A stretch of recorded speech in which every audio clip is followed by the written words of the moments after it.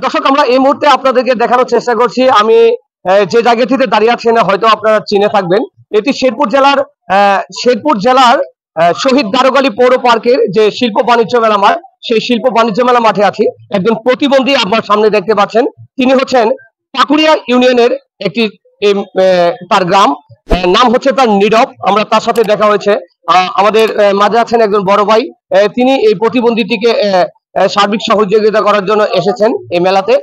তুমি মেলাতে আসছো, কেমন লাগতেছে? ভালো। তুমি খাইছো? কি দিয়ে খাইছো?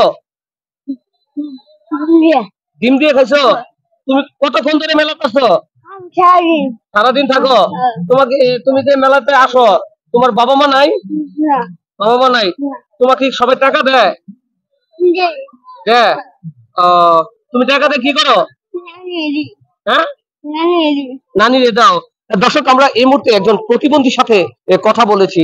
তিনি হচ্ছে শেরপুর উপজেলার ৯ নং পাকুড়িয়া ইউনিয়নের সেই একজন অসহায় ব্যক্তি।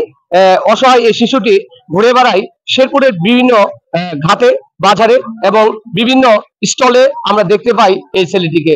এবং শেরপুরের বিভিন্ন কোচ টার্মিনাল, বাস টার্মিনাল এবং বিভিন্ন জায়গায় কিন্তু আমরা এই ছেলেটিকে দেখি। এই ছেলেটির নাম হচ্ছে নীরব এবং সে পাকুড়িয়াতে থাকেন। আমরা নীরবের সাথে আছি।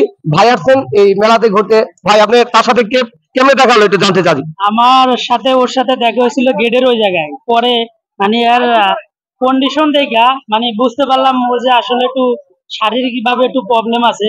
তো চিন্তা করলাম যেহেতু আমরা এই মুহূর্তে একজন বড় ভাই, তিনি অর্থ দিয়ে সহযোগিতা করলেন অসহায় নীরবকে।